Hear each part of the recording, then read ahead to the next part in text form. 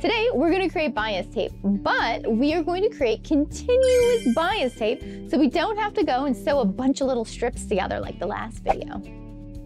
So if you need a really long length of bias tape, this is a perfect method for that. It's definitely gonna save you some time doing it this way. This process is so magical. We're gonna sew a tube, we're gonna cut it apart, and then we're gonna have a giant long strip of bias tape. So let's get into it. The first thing you need is a perfect square of fabric. The bigger your square, the more bias tape you're going to be able to create. Today, I'm going to be using a 17-inch square. Okay, let's make some magic happen. We're gonna take our ruler that has a 45-degree angle line on it, and we're gonna line up with the bottom of our square. And now this is going to put the ruler on a 45-degree angle through our fabric, which is the bias. So we're gonna go ahead and cut right through the middle of this square. And now your square should be cut in two.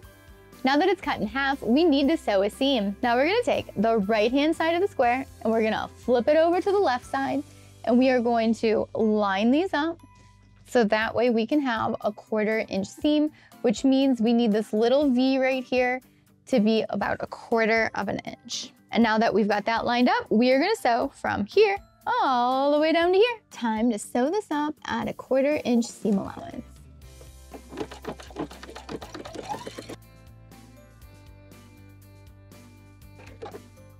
Now what you want to do is iron open the seam so that way it is nice and flat.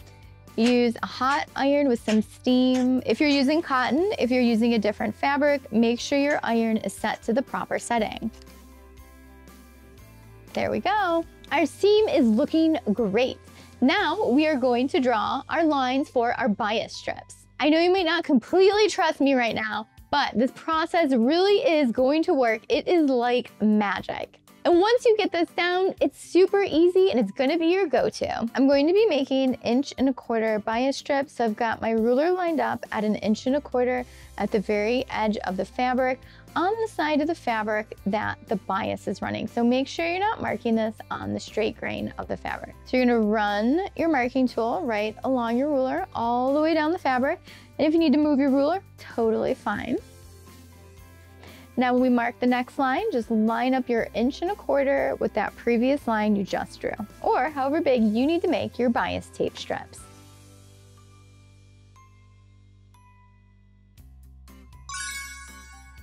Now you should have lines running across your fabric on the bias, however wide you want your bias tape strips.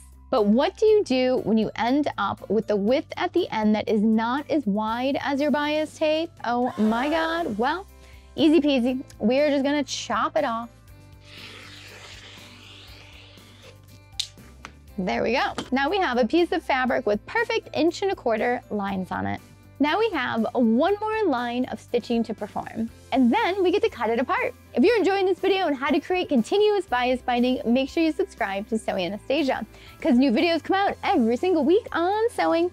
And if you're already a subscriber, thank you so much for watching today. Now let's get back to creating continuous bias tape. Now we're gonna take the right-hand side of the fabric and match it up with the left-hand side. And this part is very important that all of our lines line up. Otherwise, you could have a disaster on your hands. So pay attention closely. So now what we're gonna do is take the right side, fold it over to the left side, and it's gonna feel a little funky.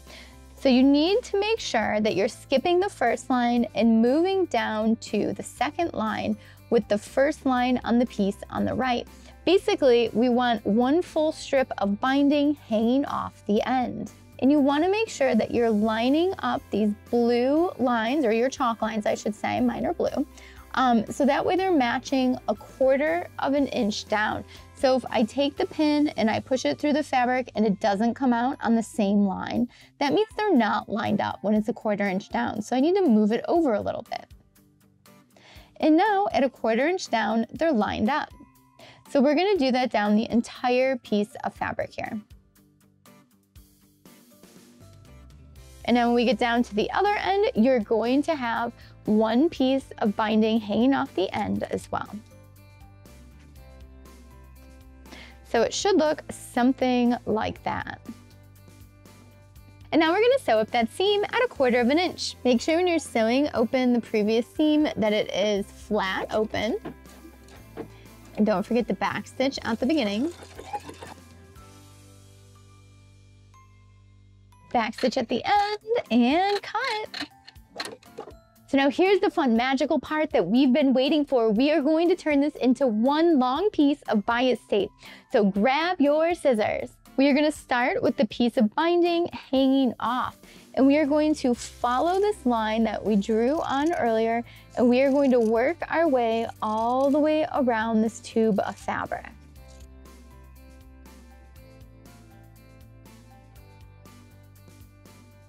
Okay, a few more cuts and we are there. You guys ready? 1, 2, and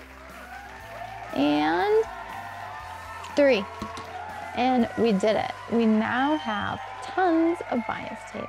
We did it. We now have 6 yards of bias tape. I just measured. Isn't that crazy? A 17-inch square got us 6 yards of 1¼ inch bias tape.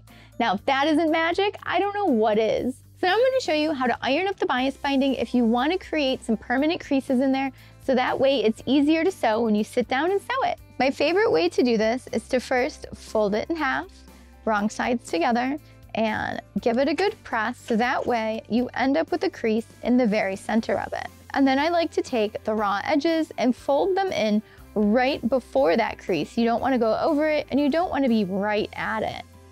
I like to iron down one side at a time. And then I like to fold them in and then fold it on top of itself. So that way we have our little 1/4 inch binding here, and then I give it another press so that way it's nice and crisp. And then when we open it up, we've got all of those little creases that we can follow for sewing and folding. Wasn't that easy? We now have so much bias tape and we only had to sew 2 seams. We didn't have to spend a bunch of time sewing a bunch of little seams.